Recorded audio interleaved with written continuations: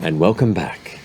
So, here as you begin to tiptoe your way through the long, thin, stone-cold hallways of Whitestone Castle, the occasional wall-mounted sconces with their, low-burning, magically produced cinders that keep it in a warm interior visually, though the temperature itself leaves you a little shivery.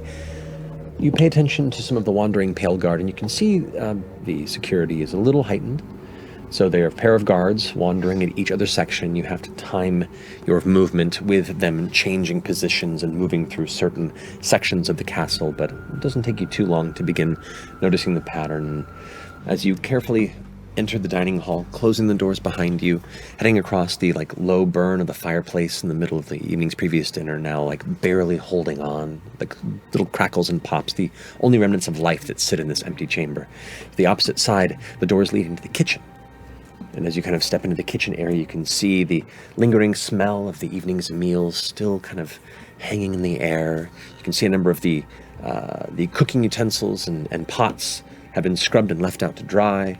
You go across the kitchen, the other door you open it up, and this leads into a small hallway that bends to the left, and you can see there's another door on the, right where the bend of this hallway is before it turns out of sight. Anything in this place, there's so many hallways. I don't even remember where we are. Let's try check the other one across the way first. In case it's not a pantry. Yes. Okay. This is a really nice walk. Do you think FCG would like this? You pull up in the smaller doorway in the kitchen, and as you do, a bunch of pots and pans and cooking materials just come pouring out of what looks to be a storage thing. Catch him with my mage hand before any more fall. You catch a couple and keep them all from tumbling, but it definitely had 3 that hit the ground with a heavy ping pong. I'm gonna slowly set them down, and we make for the small hallway. Go. Small hallway. As you go darting into the tiny hallway that was across the way, the first door that's across the way begins to open in your direction. What do you do? Double back. Okay, and you find alcoves sneaking into the corners, and as you step into the edges where there's barely any light in here other than a lantern that's left out, you just disappear into the darkness. While the door opens and you can see one of the older woman servants in her, I say older woman, comparison to you, she's in her late 40s, early 50s maybe, has a nightcap on and has this little kind of throw over robe and kind of, I'm sorry, I'm so sorry. I think I made a little bit of a ruckus. I was just looking for a little midnight snack. You got real strong. 7 syllables. All right. Give me a moment, dear. I'm sorry about that. No, it's all right. No. I don't want you to have to wake up. If you just tell me, do you have a piece of fruit or something I can just nibble on? Well, I know there's on the 4 back-to-back cabinets that are across from the cooking fireplace. You can see up top on the far right one, there should be a number of pieces of fresh cut fruit that weren't used in the meal. So just take your pick, dear. Thank you. Is there a way, do you know, can I get back up to my room down this hallway? I got a little lost. Oh yeah, if you go right down this way and take a right, there's should be a staircase that leads to the 2nd floor. Thank you. Of course. Have a good night. I'm sorry about that. That's all right. I'll head over to the fruit. I'm a light sleeper, but I'll make it work. And she gets back into her room and closes the door. So cute. Following the directions you were given, you head down the long hallway, and indeed there was a tight spiral staircase that leads to the secondary floor. As you emerge there, you can see the hall kind of splits into 3 different directions. As you step up into the space, everything becomes familiar. You're like, I know this hall.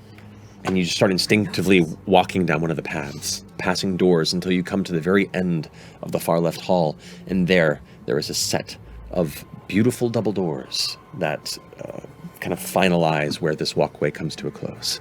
I'm just gonna test the doorknob first. Okay, you touch it and turn, and it's like a handle. Mm-hmm. As you turn it, it stops. It appears to be locked.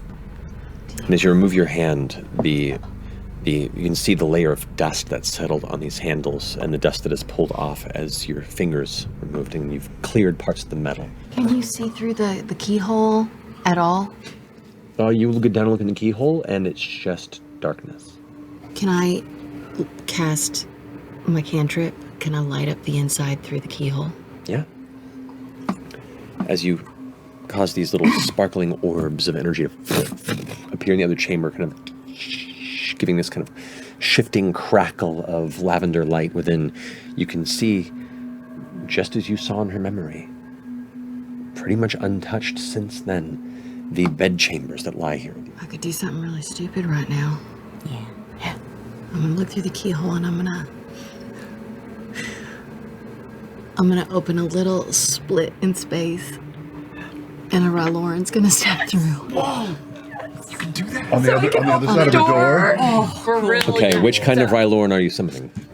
A hex mind? Make me a marquee. Okay. As you focus on the other side, there's that. The two of you hear, muffled beyond the doorway, Someone's in there. this bassy crackle, and then silence once more. You watch on the opposite end as that kind of space tears open, a bright red coloration, and then two legs step out of this rift and touch the ground, and you can see a Ryloran stands there, robed and belted across this kind of like travel garb. And as they step down, it kind of meets your gaze through the keyhole, and you hear in your mind, "What do you require?" Can you unlock the door? Sure. And you hear. So as you walk inside, indeed you can look around and you can see this. It's a beautiful chamber. You can see there's a large, beautifully carved armoire. The carpeting, these rugs that are placed beneath the bed and beneath the larger pieces of furniture are beautiful. You see there's a large portrait, indeed, of a well-dressed family, all sitting with 5 children amongst the 2 parents. And you begin walking over towards like the edge of where the bed and the bookcase meet. You recall pulling a book or tugging on a book. There's something about this bookcase that's familiar to you. Absolutely. All the way to the far right, the second to last book is the only book that spine has no title. And you also notice upon the very top, indeed, there is a little notch where it looks like it has less dust than every other book there. My spindly finger. As soon as you pull it back and it slightly tilts as opposed to remove, 3 of you immediately hear. And to the immediate right, the stone wall, which had a tapestry over it, you see it shift and slide out of the way, revealing another wall made of bricks. Oh. Well, So new bricks that don't. These are it's newer. a patch job. It looks like it might be a more recent bit of construction. You do not recall this wall being there based on your memory. As you move the tapestry aside, there is what looks to be painted on the bricks, a phrase in common, a nice, like large handwriting that reads, "Clever as you are, there is nothing for you here. Now go find your mother and apologize."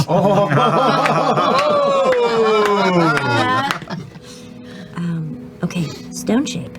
Hey, Got it? That was it. Oh, Yes. Hey, that's great. You reach out and you touch the brick stone work that currently closes this, and immediately you watch as it crumbles away like someone's rapidly carving clay out of the way. And you leave an entryway to what immediately reveals, no more than 1.5 feet past the wall, which is only about that thick, a lightless staircase below. light orbs. Okay. The orbs kind of glow downward, and the stairs descend 15, 20, 30, 40 feet before they reach another door. You head down to the door and open it into another wide chamber without a source of light. You send your orbs into the chamber, and as they spread out into the area here, it is filled with furniture of all manner of strange shapes. I mean, there are like tables and things, but everything's covered in sheets, pale sheets that hang over what looks like dozens of odd cases and desks and other contraptions, as you see like large spires and weird bulbous bits of equipment that are all just covered. Was this Delilah's? I think so. The temperature in this room also is quite cold and getting colder. Laudna, do you think Is there... It's dangerous down here. Behind Laudna, as you're looking at her, you see this ever so faint visage of a ghostly human kind of rise out of one of the untouched sheets. Its vacant, dark eye sockets and its hanging mouth drawing more and more open as it seems to reach for her. No. I just back up. I'm just going to actually pass my hand through it and try and grasp onto what is left of its soul and do Hunger of the Shadow Shard and see if I can absorb its soul.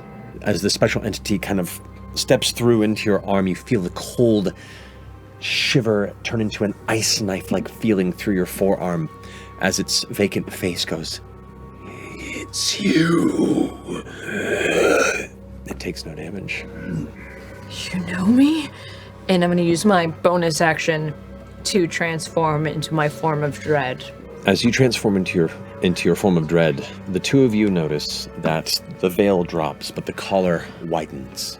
You see, almost across her neck, where the skin seems to darken and burn into the shape of a choker.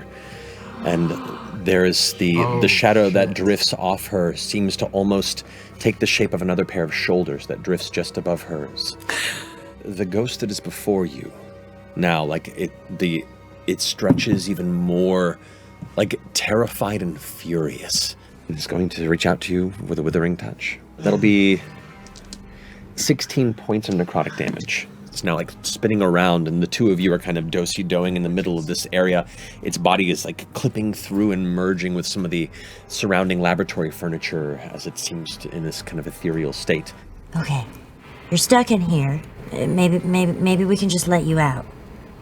Are you stuck in here? Can you understand what I'm saying? It is not even paying attention to you. It is locked on her.